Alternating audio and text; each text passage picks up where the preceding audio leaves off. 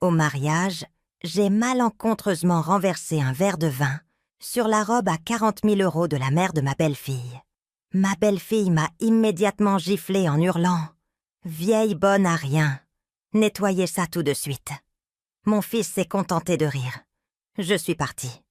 Mais en rentrant chez moi, je suis heureuse de vous avoir ici. Suivez mon histoire jusqu'au bout et commentez avec la ville d'où vous m'écoutez pour que je puisse voir jusqu'où mon récit a voyagé.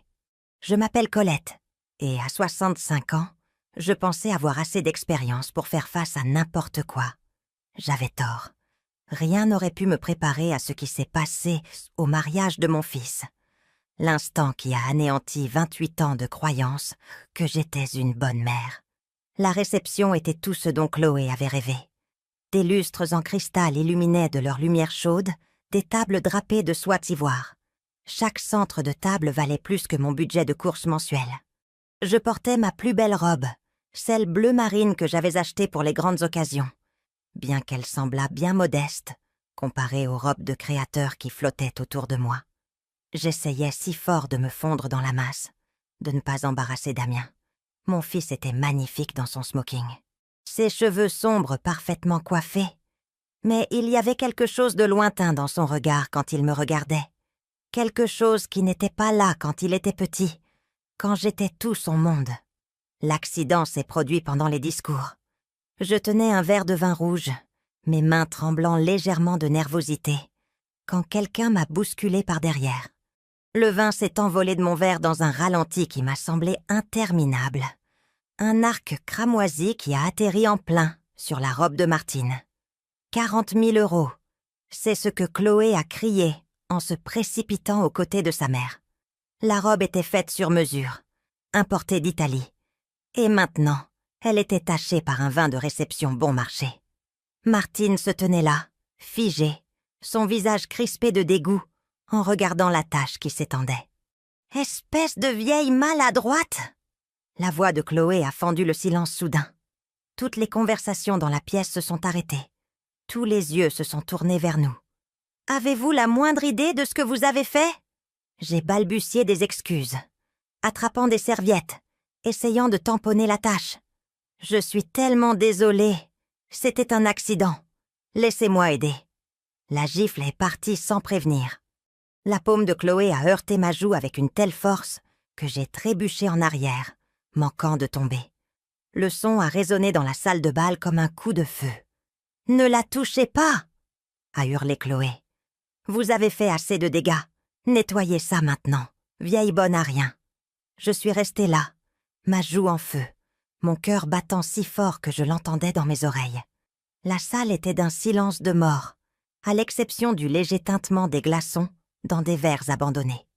Une centaine d'invités me fixaient, comme si j'étais quelque chose de répugnant sur lequel ils avaient fort marché. Mais le pire, ce qui a brisé quelque chose en moi pour toujours, a été la réaction de Damien. Mon fils, le garçon que j'avais élevé seul, l'homme pour qui j'avais tout sacrifié, a rejeté la tête en arrière et a ri. Ce n'était pas un rire nerveux ou un gloussement gêné. C'était un amusement sincère, comme si voir sa mère se faire humilier était la chose la plus drôle qu'il ait jamais vue. Maman a toujours été une catastrophe ambulante, a-t-il dit à personne en particulier, sa voix portant à travers la pièce silencieuse. Vous vous souvenez quand elle a fait tomber mon gâteau d'anniversaire? Certaines choses ne changent jamais. J'ai senti quelque chose mourir dans ma poitrine à ce moment-là. Pas se briser, pas se fissurer, mais mourir complètement. Le dernier fil qui me reliait à l'illusion que mon fils m'aimait s'est rompu. Je me suis penchée et j'ai commencé à ramasser les plus gros morceaux du verre de vin brisé avec des mains tremblantes. Personne n'a aidé. Personne ne m'a défendu. Ils se sont contentés de regarder cette femme de 65 ans ramper sur le sol pour ramasser des fragments, pendant que sa belle-fille la dominait du regard comme une reine, inspectant une paysanne. « La facture du pressing vous sera envoyée », a finalement dit Martine, sa voix dégoulinant de mépris, bien que je doute que cela puisse être sauvé. J'ai hoché la tête sans la regarder. Que pouvais-je dire? Que je vivais de ma petite retraite et que je ne pouvais pas me permettre de réparer une robe à 40 000 €? Cela n'aurait fait qu'empirer les choses. Quand je me suis enfin relevée, les éclats de verre dans ma paume ensanglantée, j'ai jeté un dernier regard autour de la pièce. Damian s'était déjà détourné, le bras autour de la taille de Chloé, la réconfortant comme si elle était la victime. Les invités avaient repris leur conversation, mais j'ai surpris les mots chuchotés flottant dans l'air. Gênant, inapproprié. Pourquoi a-t-elle même été invitée?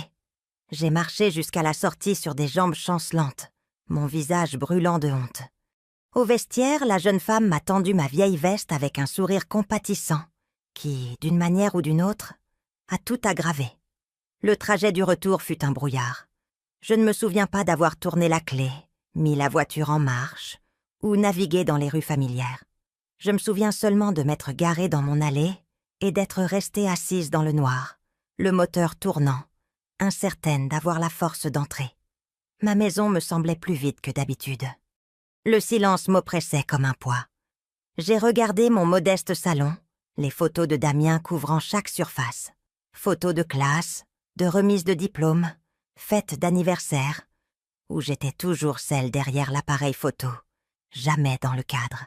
Je me suis affalée sur mon canapé et j'ai fixé le faire-part de mariage que j'avais fièrement exposé sur ma cheminée pendant des mois. L'écriture élégante qui m'avait autrefois remplie de joie se moquait maintenant de moi. Je n'étais pas une invitée à ce mariage. J'étais une obligation, un fardeau qu'ils avaient dû tolérer. Le pire, c'était de réaliser que ce n'était pas nouveau. Ce manque de respect, cette cruauté désinvolte, s'était installé depuis des années. J'avais simplement été trop aveugle, trop pleine d'espoir, trop désespérée de maintenir l'illusion d'une famille pour le voir.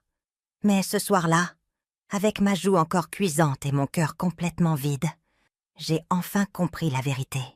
Je n'étais plus la mère de Damien. J'étais juste un inconvénient qu'il avait appris à gérer, un problème qu'il s'était entraîné à ignorer. Le sommeil n'est pas venu cette nuit-là. Je suis restée allongée dans mon lit à regarder le plafond, mon esprit tourbillonnant à travers des décennies de souvenirs que j'avais soigneusement enfermés. L'humiliation du mariage avait fait sauter un verrou en moi, et maintenant tout se déversait. Je revenais sans cesse à une question. Où avais-je fait fausse route? Le père de Damien est parti quand le garçon avait 6 ans. Il a juste fait ses valises un mardi matin et a dit qu'il n'était pas fait pour la vie de famille. Je me souviens de Damien debout à la fenêtre pendant des heures ce jour-là, attendant que papa revienne. Je lui ai dit que son père était en voyage d'affaires. Le mensonge s'est prolongé chaque jour, jusqu'à devenir notre nouvelle réalité. À partir de ce moment, tout ce que j'ai fait, c'était pour Damien. Je faisais des doubles journées à l'usine, mes mains à vif à cause des produits chimiques, mes pieds enflés après 12 heures debout. Quand Damien avait besoin de nouvelles chaussures pour l'école, je portais les miennes une année de plus. Quand il a voulu s'inscrire au club de foot, j'ai vendu le collier de ma grand-mère pour payer l'équipement. Je lui ai donné tout ce que je n'avais jamais eu. Des cours de piano, des colonies de vacances, un fonds d'études qui grossissait douloureusement lentement avec mes heures supplémentaires. Je voulais qu'il sache qu'il était aimé, qu'il comptait, que l'abandon d'un parent ne signifiait pas qu'il valait moins. Mais quelque part en chemin, mes sacrifices sont devenus invisibles pour lui, normaux, attendus. Je me souviens de sa remise de diplôme du lycée. J'avais fait des heures supplémentaires pendant des mois pour lui acheter une belle montre, quelque chose qu'il pourrait porter à des entretiens d'embauche et se souvenir de la fierté de sa mère. Quand je la lui ai donnée, il y a à peine jeté un œil. « Merci, maman », avait-il dit, déjà distrait par ses amis qui l'appelaient. Il a fourré la boîte de la montre dans sa poche, sans l'ouvrir. Je l'ai trouvée des semaines plus tard dans sa chambre, encore emballée, oubliée sous une pile de cartes de vœux. L'université a été pire. L'université de Lyon ne suffisait plus. Damien avait de grands rêves, et j'avais de petites économies. Alors, j'ai contracté des prêts sur la maison. J'ai pris un travail de nettoyage de bureau le week-end.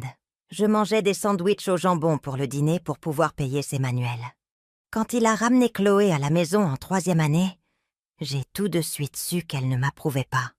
C'était dans la façon dont ses yeux balayaient ma petite maison, mes meubles d'occasion, mes produits de marque distributeur.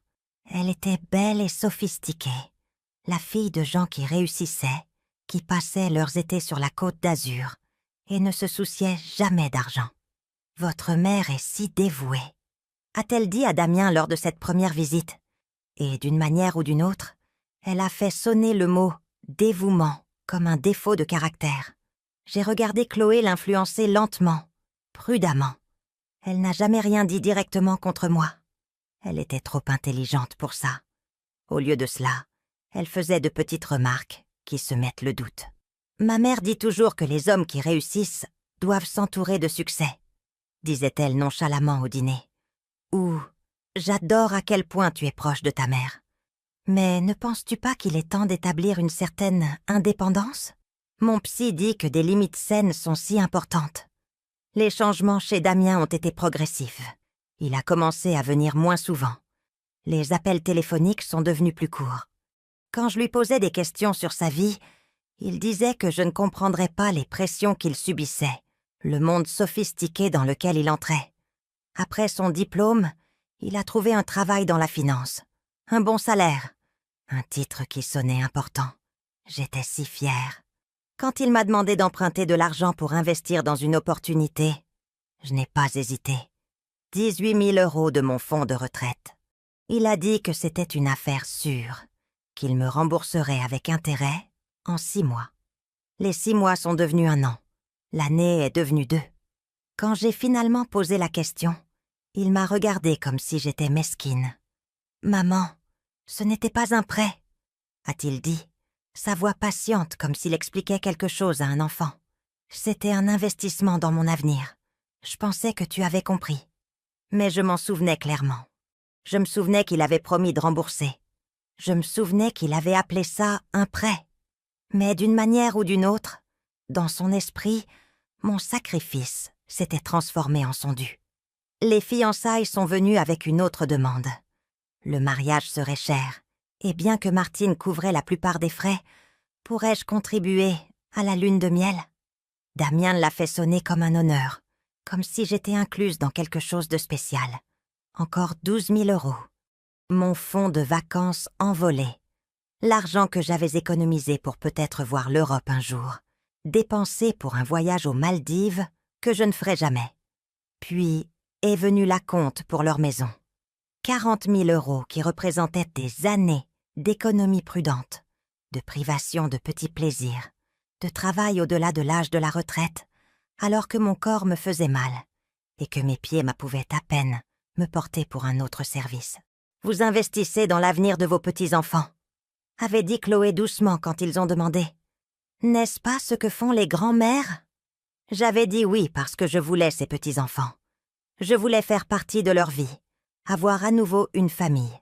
Je n'avais pas réalisé que j'achetais ma place dans une relation qui ne m'inclurait jamais vraiment. Chaque fois que je leur donnais de l'argent, je me disais que c'était temporaire. Qu'une fois qu'ils seraient établis, une fois qu'ils réussiraient, ils se souviendraient de ce que j'avais fait pour eux. Que Damien verrait à quel point je m'étais sacrifiée et l'apprécierait. Au lieu de cela, chaque don semblait me rendre plus petite à leurs yeux. Pas une mère qui avait tout donné par amour, mais une femme qui devait payer pour des miettes d'attention de son propre fils. Le faire-part de mariage avait été l'insulte finale, bien que je ne l'ai pas reconnu à l'époque. Aucune mention mère du marié, pas de place d'honneur. J'étais listée comme n'importe quel autre invité, reléguée à une table dans un coin, avec des gens que je ne connaissais pas. Mais j'avais été si reconnaissante d'être simplement invitée, si pleine d'espoir que c'était peut-être un nouveau départ, que j'avais ignoré tous les signaux d'alarme. Maintenant, allongée dans mon lit, ma joue encore sensible de la gifle de Chloé, j'ai enfin vu le schéma clairement. Je n'avais pas élevé un fils. J'avais créé un étranger qui ressemblait à mon enfant, mais qui avait le cœur de quelqu'un que je ne reconnaissais pas. 3 semaines se sont écoulées après le mariage. 3 semaines de silence de la part de Damien. Pas d'appel de remerciement. Pas d'appel pour savoir si j'allais bien. Rien. Je traversais mes journées comme un fantôme, faisant les gestes de la vie sans vraiment me sentir vivante. La maison semblait différente maintenant, contaminée d'une manière ou d'une autre par la vérité que je ne pouvais plus ignorer. Chaque photo de Damien semblait se moquer de moi. Chaque souvenir semblait souillé. Je ne pouvais même pas regarder ces photos de bébé sans avoir la nausée. C'est alors que j'ai décidé de vider la chambre d'amis. J'avais besoin de quelque chose à faire de mes mains, quelque chose pour occuper mon esprit qui n'impliquait pas de penser à quel point j'avais complètement échoué en tant que mère. La pièce était devenue un débarras au fil des ans, remplie de boîtes de vieux papiers, de documents et de souvenirs que j'avais été trop sentimentale pour jeter. J'ai commencé par le placard, sortant des boîtes que je n'avais pas touchées depuis des années. La plupart n'étaient que des vieilleries. De vieilles déclarations d'impôts, des garanties expirées, des cartes de Noël de gens dont je me souvenais à peine. Mais au fond, poussé loin derrière une pile de vieux projets scolaires de Damien, j'ai trouvé une boîte étiquetée « Dossier financier ». Ma main a tremblé en l'ouvrant. À l'intérieur se trouvaient tous les documents des prêts et des dons que j'avais faits à Damien au fil des ans. J'avais tout gardé, en partie par habitude, en partie parce qu'une petite voix dans ma tête m'avait murmuré que j'en aurais peut-être besoin un jour. Le premier document m'a coupé le souffle. La reconnaissance de dette originale pour les 18 000 € que Damien avait emprunté pour son opportunité d'investissement. De sa propre écriture, il avait écrit « Je, Damien Martin, m'engage à rembourser à ma mère, Colette Martin, la somme de 18 000 € dans les 6 mois suivant cette date, avec 3% d'intérêt. » Sa signature était claire et confiante en bas. Ce n'était pas un don. Ce n'était pas un investissement dans son avenir. C'était un prêt avec des conditions spécifiques qu'il avait acceptées et jamais honorées. J'ai continué à fouiller dans les papiers, mon cœur battant plus fort à chaque document que je trouvais. Les 40 000 € pour l'acompte de la maison, il avait lui-même écrit « prêt » sur la ligne mémo du chèque. Les 12 000 € pour la lune de miel. Un autre billet à ordre de sa main promettant de me rembourser dans les 2 ans. Mais c'est le dernier document qui a failli arrêter mon cœur. Une demande de crédit que Damien avait remplie pour leur prêt immobilier. Sous la section demandant les dettes impayées, il avait listé « Prêt personnel de C. Martin, 75 000 €. 75 000 €. Il avait reconnu la dette à la banque, l'avait utilisée pour montrer qu'il avait accès à des fonds supplémentaires, si nécessaire, mais ne m'en avait jamais parlé. Pour lui, je n'étais pas une créancière qui méritait d'être remboursée. J'étais une ressource à exploiter. J'étais assise sur le sol de la chambre, entourée de papiers, mes mains tremblant, alors que toute l'étendue de sa tromperie devenait claire. Il ne s'agissait pas seulement d'oublier de me rembourser ou de changer d'avis sur les conditions. C'était un vol calculé de sa propre mère. Les documents peignaient un tableau que j'avais été trop naïve pour voir. Chaque fois que Damien était venu me voir avec une histoire de besoin d'aide, d'opportunité, d'investissement et d'urgence, il avait menti. Pas seulement menti, manipulé. Il avait appris exactement quels mots utiliser, quelles émotions déclencher pour me faire ouvrir mon portefeuille. Je me suis souvenue de lui assis à ma table de cuisine, il y a 3 ans. Son visage sérieux et inquiet. « Maman, je déteste demander. Mais Chloé a eu quelques problèmes de santé. Nous avons besoin d'argent pour des spécialistes, des tests que l'assurance ne couvre pas. Je sais que c'est beaucoup, mais pourrais-tu nous aider? Juste temporairement, jusqu'à ce que nous soyons de nouveau sur pied. 20 000 €, je lui avais donné ce jour-là, liquidant le reste de mon compte d'épargne. 2 semaines plus tard, j'avais vu des photos sur les réseaux sociaux de Chloé, de leur week-end à Deauville, séjournant dans un hôtel de luxe qui coûtait plus par nuit que ce que je dépensais en courses en un mois. Quand j'avais mentionné avoir vu les photos, Damien avait une explication toute prête. Oh, c'était un cadeau des parents de Chloé. Ils ont insisté pour que nous prenions une pause de tout ce stress. Tu sais comment est sa famille. Ils ne comprennent pas vraiment quand les gens disent que non. Je l'avais cru parce que je voulais le croire, parce que l'alternative était trop horrible à envisager. Maintenant, j'ai sorti mon téléphone et j'ai commencé à calculer. 75 000 € de prêts documentés qui n'ont jamais été remboursés. Mais ce n'était pas tout. Il y avait les dons non documentés, l'argent liquide que j'avais donné pour des urgences qui n'avaient jamais vraiment de sens quand j'y repensais plus tard. La réparation de voiture qui s'est avérée être un acompte pour un modèle plus récent. L'ordinateur portable volé qui devait être remplacé immédiatement. Les factures de service public qui étaient prétendument en retard, mais n'ont jamais entraîné d'interruption de service. Les contributions au mariage qui allaient pas bien au-delà de ce que toute personne raisonnable demanderait à sa mère retraitée de payer. Quand j'ai tout additionné, le chiffre m'a rendu physiquement malade. En 15 ans, j'avais donné à Damien plus de 110 000 €. Toutes mes économies, ma sécurité pour la retraite, mes rêves de voyage, d'une vieillesse confortable, de laisser quelque chose derrière moi quand je serais partie. Tout cela était sur son compte en banque, payant pour sa belle maison, ses voitures chères, les vêtements de marque de sa femme. Et en retour, j'avais reçu une gifle au visage à son mariage et 3 semaines de silence. Mais le pire n'était pas l'argent. C'était la réalisation de la façon dont il m'avait soigneusement manipulée. Comment il avait étudié mes faiblesses, mon amour pour lui, ma culpabilité face au départ de son père, mon besoin désespéré de me sentir utile et désiré, et les avait utilisés contre moi comme des armes. J'ai pensé à toutes les fois où je m'étais excusée auprès de lui au fil des ans. Excusée de ne pas avoir plus d'argent à donner. Excusée de demander quand il pourrait me rembourser. Excusée d'exister d'une manière qui ne correspondait pas à sa nouvelle vie avec Chloé. Chaque excuse avait été une autre petite victoire pour lui, une autre confirmation qu'il pouvait me traiter comme il le voulait et que je reviendrais toujours en redemander.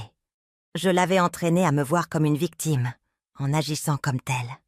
Les papiers éparpillés autour de moi racontaient une histoire que j'avais été trop aveugle pour lire pendant que je la vivais.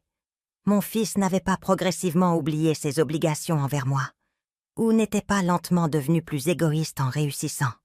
Il avait planifié cela depuis le début, me vidant systématiquement de mes ressources, tout en me faisant être reconnaissante pour ce privilège. J'ai rassemblé tous les documents et les ai remis dans la boîte, mes mains stables maintenant pour la première fois depuis des semaines. La douleur était toujours là, profonde, vive et probablement permanente. Mais en dessous, quelque chose d'autre grandissait. Quelque chose que je n'avais pas ressenti depuis si longtemps que j'avais presque oublié ce que c'était. La colère. Une colère propre, pure et juste, d'avoir été traitée comme une idiote par la personne que j'aimais le plus au monde. Pour la première fois depuis le mariage, je me sentais vraiment éveillée. Et pour la première fois en 15 ans, je n'allais pas m'excuser de prendre de la place dans la vie de mon propre fils. Je n'ai pas dormi cette nuit-là non plus. Mais, cette fois, ce n'était pas à cause d'un chagrin d'amour. C'était parce que mon esprit était en ébullition, enfin clair après des années de brouillard confus. Au matin, je savais exactement ce que je devais faire. Le cabinet d'avocats Dubois et Associés était logé dans une maison victorienne reconvertie du centre-ville. Le genre d'endroit qui inspirait confiance, sans l'intimidation des tours de verre où Damien travaillait. Je les avais trouvés en ligne, cherchant spécifiquement des avocats spécialisés dans les litiges financiers familiaux et l'abus financier des personnes âgées. Maître Dubois avait à peu près mon âge, avec des cheveux argentés et des yeux bienveillants qui se sont aiguisés lorsque j'ai étalé les documents sur sa table de conférence. Elle a tout lu, méthodiquement, prenant occasionnellement des notes sur un bloc-notes jaune. « Madame Martin », a-t-elle dit finalement, levant les yeux des papiers.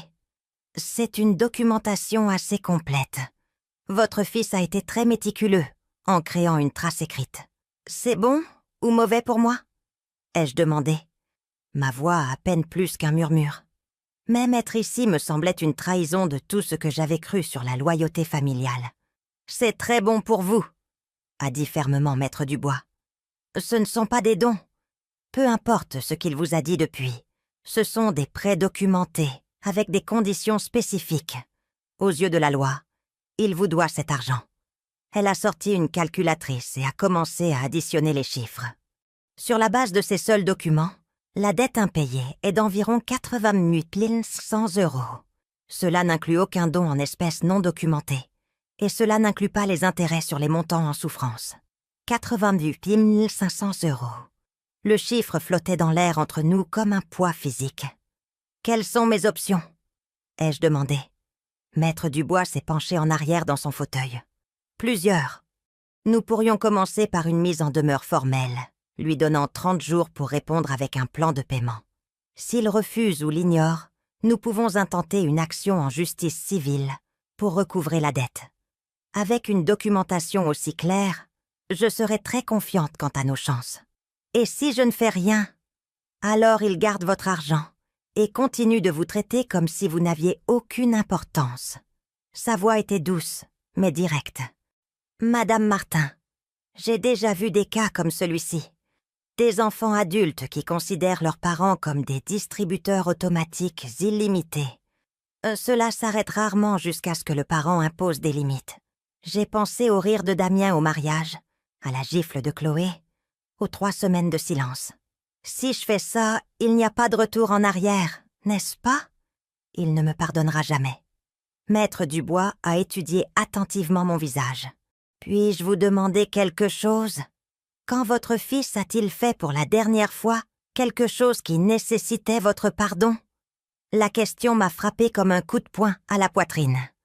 J'ai ouvert la bouche pour répondre, et j'ai réalisé que je ne pouvais pas. Quand Damien s'était-il excusé pour la dernière fois pour quoi que ce soit? Quand avait-il reconnu m'avoir blessé ou avoir fait une erreur? Madame Martin, vous ne détruisez pas une relation en exigeant un respect et une honnêteté de base. Vous essayez de sauver ce qui pourrait être récupérable. Elle a tapoté les documents avec son stylo. En ce moment, vous n'êtes pas sa mère. Vous êtes sa victime. Est-ce vraiment ce que vous voulez préserver? J'ai signé la convention d'honoraires avec des mains qui ne tremblaient moins que légèrement. Maître Dubois commencerait par une mise en demeure formelle, formulée de manière professionnelle, mais sans équivoque sérieuse.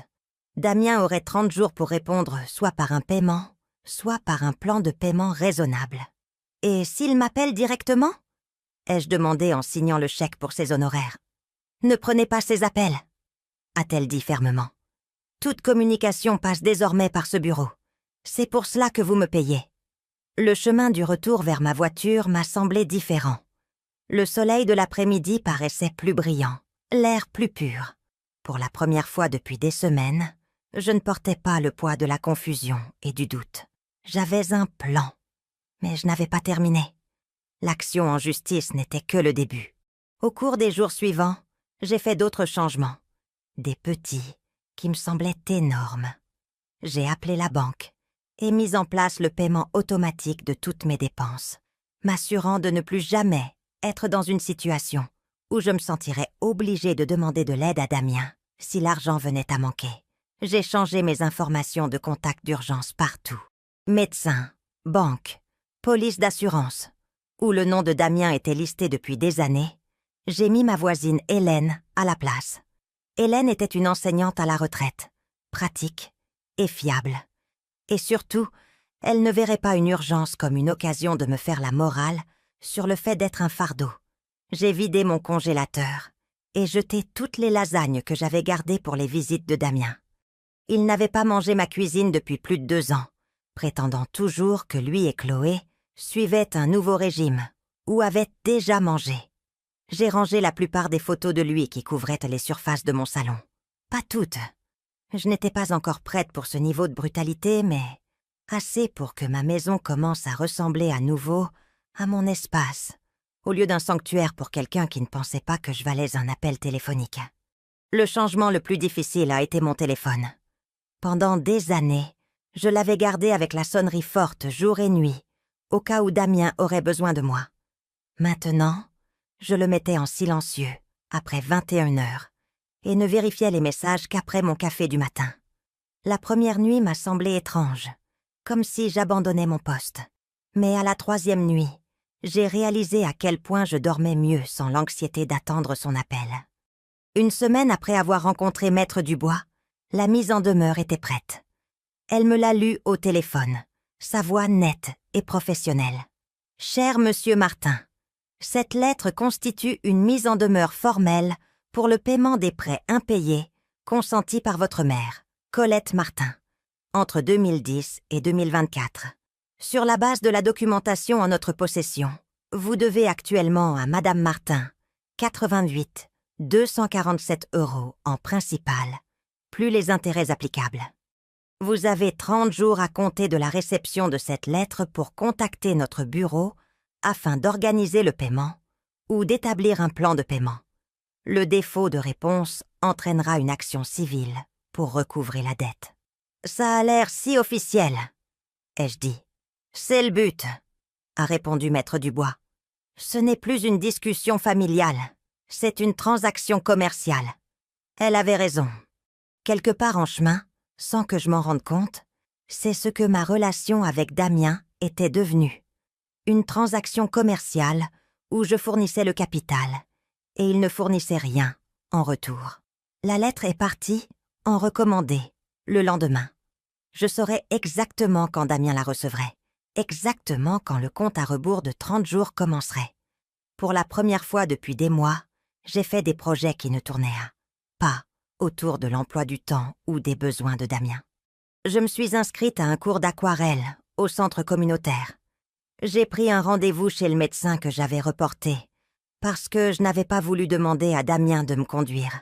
J'ai fait des courses pour une personne au lieu de garder de la nourriture supplémentaire au cas où il visiterait. Le silence de son côté continuait, mais il ne ressemblait plus à de l'abandon.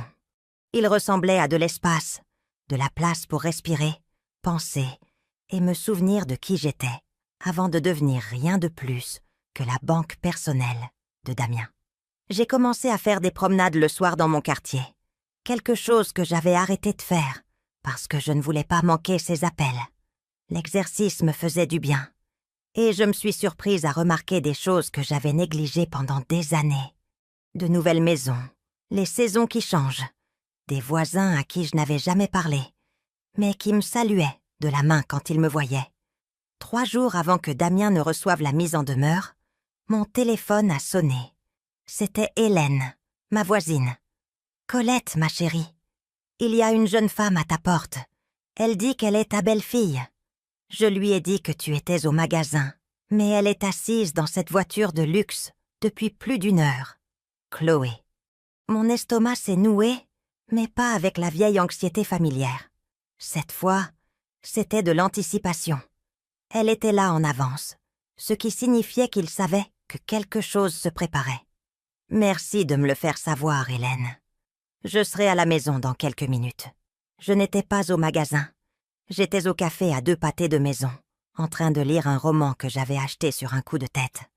Mais j'ai fini mon café lentement, tourné une autre page et laissé Chloé attendre.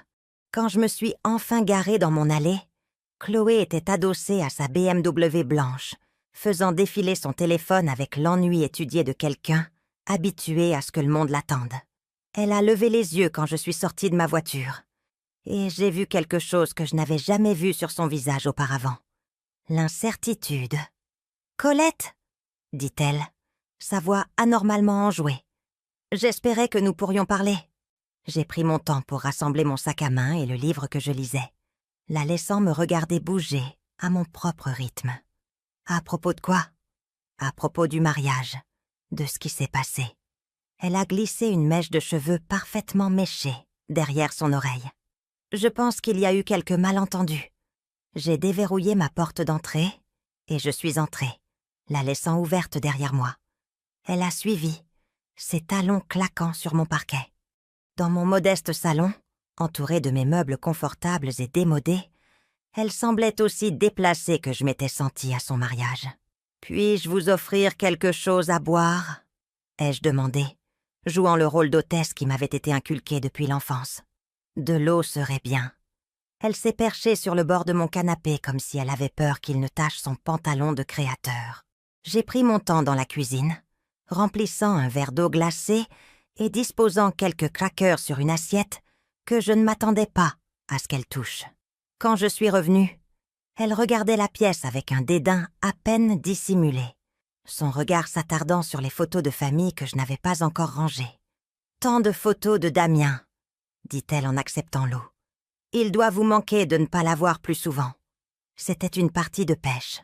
J'ai réalisé qu'elle était là pour obtenir des informations, essayant de comprendre pourquoi je ne les avais pas appelés, pourquoi je ne jouais pas mon rôle habituel de mère repentante.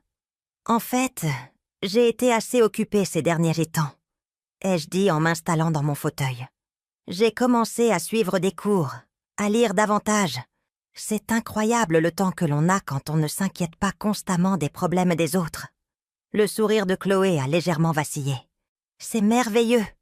Prendre soin de soi est si important. Elle a fait une pause, se préparant clairement à quelque chose. Damien a mentionné que vous vous sentiez peut-être un peu isolé ces derniers temps depuis le mariage. Vraiment? J'ai gardé ma voix neutre. Comme c'est attentionné de sa part de l'avoir remarqué.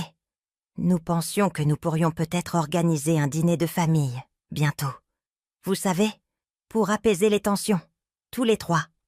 Elle s'est penchée légèrement en avant, sa voix prenant un ton conspirateur. Entre nous, je pense que Damien se sent très mal à propos de ce qui s'est passé. Il est juste trop fier pour être le premier à tendre la main.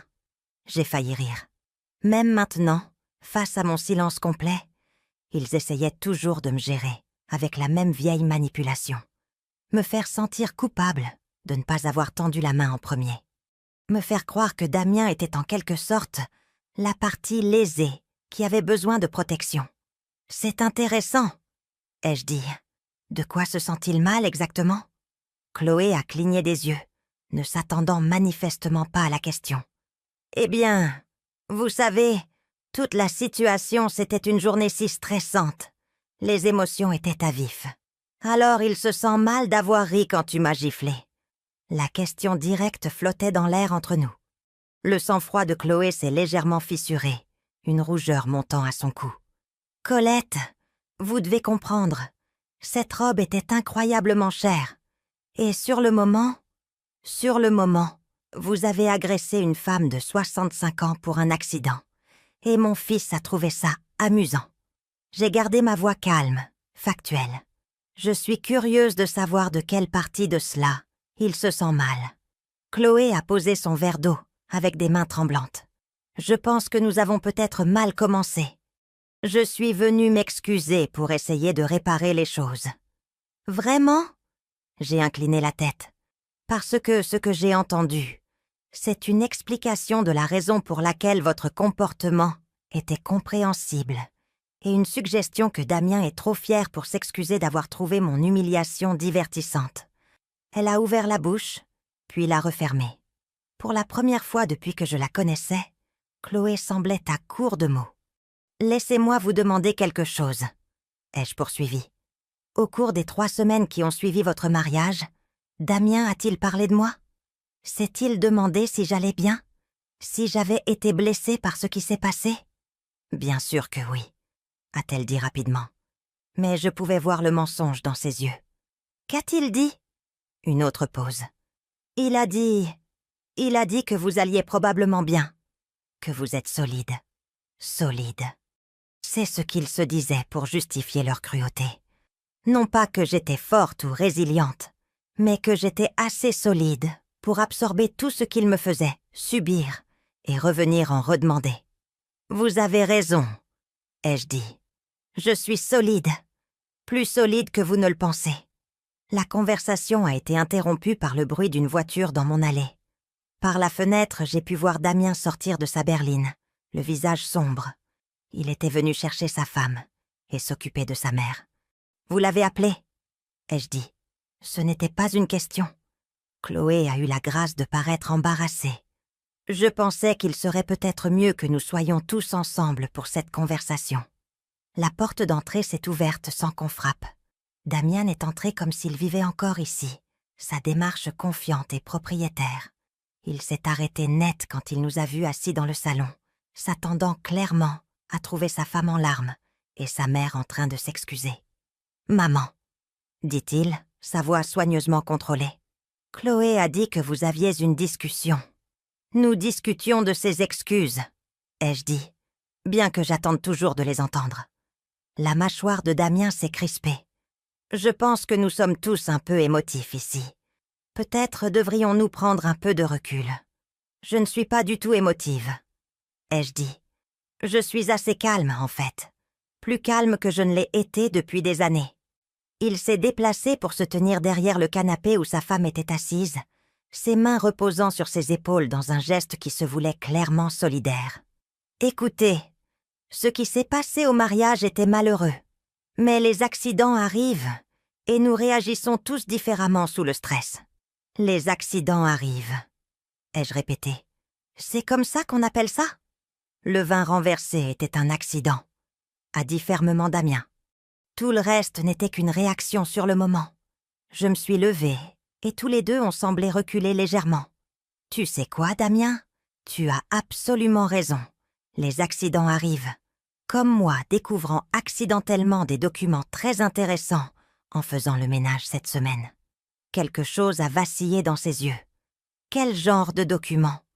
Oh, juste de vieux papiers, des reconnaissances de dettes, des billets à ordre, des choses que j'avais oublié avoir gardées. J'ai souri agréablement. C'est incroyable comme les choses paraissent différentes quand on les revoit avec un regard neuf. Le visage de Damien est devenu pâle. Chloé regardait entre nous, sentant clairement le changement de dynamique dans la pièce, mais ne comprenant pas ce qui avait changé. « Maman, si c'est une question d'argent... »« D'argent » ai-je interrompu. « Pourquoi serait-ce une question d'argent? Tu as très clairement dit au fil des ans que la famille ne tient pas les comptes. » Le silence s'est étiré inconfortablement. Damien calculait, essayant de deviner ce que je savais et ce que je comptais faire de l'information. « Peut-être devrions-nous continuer cette conversation une autre fois, » a-t-il dit finalement, quand tout le monde aura eu une chance de se calmer. « En fait, je pense que ma température est juste parfaite, » ai-je dit. « Mais vous êtes libre de partir quand vous le voulez. » C'était la première fois en 20 ans que je congédiais mon fils de ma maison. La première fois que je lui faisais clairement comprendre que mon espace était le mien à contrôler. Chloé s'est levée brusquement. « Je pense que nous devrions y aller. » Damien a hésité, ne voulant manifestement pas partir sans une sorte de résolution. Une assurance que je redeviendrais la mère gérable à laquelle il était habitué. « On se parle bientôt, » dit-il en se dirigeant vers la porte. « Vraiment ?» ai-je demandé. « C'est intéressant. Tu ne m'as pas appelé depuis 3 semaines. Mais maintenant, on se parle bientôt. » Ils sont partis sans un autre mot, les talons de Chloé claquant rapidement sur mon porche. Je les ai regardés par la fenêtre alors qu'ils se tenaient, près de leur voiture, ayant ce qui semblait être une conversation intense. Damien n'arrêtait pas de faire des gestes vers ma maison, son visage animé par la frustration. Mon téléphone a sonné 10 minutes après leur départ. Le numéro de Damien s'est affiché à l'écran. Je l'ai laissé aller à la messagerie vocale. Il a sonné à nouveau immédiatement. Une autre messagerie vocale, puis une 3e fois. J'ai éteint le téléphone et je me suis préparé une tasse de thé. La mise en demeure a atteint Damien un mardi. Je le savais parce que Maître Dubois m'a appelé à 10h47 précise pour confirmer la livraison. À 11h15, mon téléphone sonnait sans arrêt. Je n'ai pas répondu. Les messages vocaux ont commencé par de la colère et ont escaladé vers le désespoir. « Maman, qu'est-ce que c'est que ce bordel ?» est devenu « Maman, s'il te plaît, rappelle-moi. Nous devons en parler. » est devenu « Maman, je viens si tu ne décroches pas. » Le mercredi, il était à ma porte. Je l'ai regardé par la fenêtre alors qu'il martelait la porte, appelant mon nom. J'étais dans ma cuisine en train de préparer le déjeuner, parfaitement calme, pendant que mon fils semblait avoir une crise de nerfs complète sur mon porche. « Je sais que tu es là !» a-t-il crié. « Ta voiture est dans l'allée. » Hélène est apparue à sa clôture, observant le spectacle avec une préoccupation non dissimulée. Quand Damien l'a remarqué, il a essayé de se recomposer, lissant ses cheveux et baissant la voix. « Avez-vous vu ma mère aujourd'hui ?» lui a-t-il demandé, son ton faussement décontracté. « Elle ne reçoit pas de visite aujourd'hui, » a répondu Hélène, et j'aurais pu l'embrasser pour ça. Le jeudi a amené Chloé, les larmes coulant sur son visage parfaitement maquillé.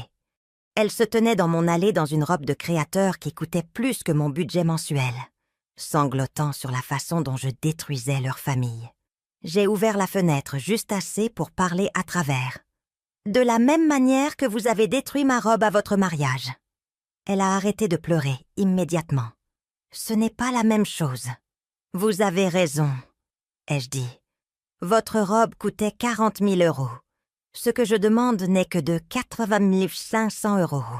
Une telle aubaine. J'ai fermé la fenêtre et je suis retournée à ma peinture à l'aquarelle. Le vendredi était la date limite que Maître Dubois leur avait donnée pour répondre. À 16h30, mon téléphone a sonné avec un numéro que je ne reconnaissais pas. « Madame Martin, ici David Brennan du cabinet Brennan, Kowalski et associés. Je représente votre fils dans cette affaire. » Un avocat. Ils avaient engagé un avocat plutôt que de simplement me rembourser ou même d'appeler pour en discuter comme une famille. « Vous devrez parler à mon avocate, » ai-je dit. « Maître Dubois, du cabinet Dubois et associés. »« Madame Martin, peut-être pourrions-nous résoudre cela sans impliquer les tribunaux. Les litiges familiaux sont tellement mieux gérés en privé. Monsieur Brennan, votre client a cessé d'être ma famille au moment où il a décidé que je valais la peine qu'on se moque de moi, pendant que sa femme m'agressait. Maintenant, c'est juste quelqu'un qui me doit de l'argent. » J'ai raccroché et j'ai appelé Maître Dubois immédiatement. « Ils ont pris un avocat, » lui ai-je dit. « Cela nous dit tout ce que nous devons savoir sur leurs intentions. »« En fait, cela nous dit qu'ils ont peur, » a déclaré Maître Dubois. « Les gens n'engagent pas d'avocats pour des dettes qu'ils contestent de bonne foi. Ils les engagent quand ils savent qu'ils sont pris. » L'action en justice a été déposée le lundi suivant. En quelques heures, j'ai eu 3 autres messages vocaux de Damien, chacun plus paniqué que le précédent. « Maman, tu rends les choses tellement plus compliquées qu'elles ne devraient l'être. On peut trouver un arrangement si tu acceptes de me parler. As-tu la moindre idée de ce que ce procès va me coûter? De la façon dont ça va affecter ma carrière si ça se sait? Très bien. Tu veux jouer dur? On verra comment ça se termine pour toi.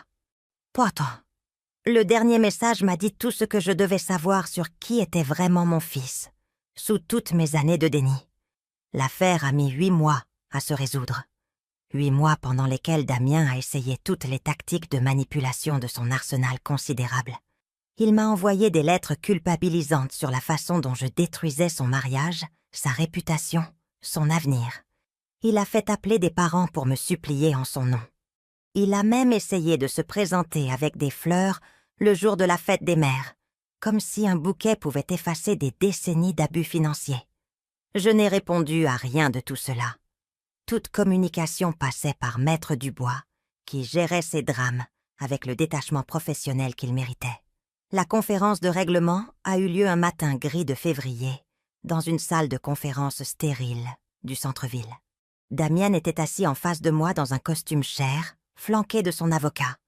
Il avait l'air pluvieux, d'une certaine manière. Des rides de stress autour de ses yeux qui n'étaient pas là à son mariage. « Madame Martin, » a commencé son avocat, « mon client est prêt à offrir 25 000 euros pour régler cette affaire et la mettre derrière les 2 familles. »« Contre-offre » a dit Maître Dubois sans hésitation. « Montant total du plus intérêt et frais d'avocat, 97 412 euros. » Le visage de Damien est devenu blanc. « C'est impossible.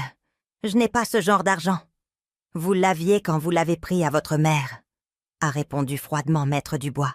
« Débrouillez-vous. » La négociation a duré 6 heures. À la fin, Damien a accepté un plan de paiement.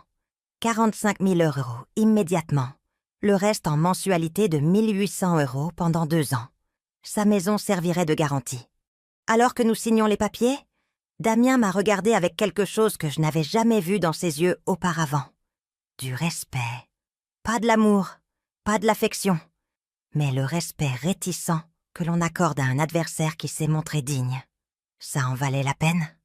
A-t-il demandé à voix basse pendant que les avocats finalisèrent les documents.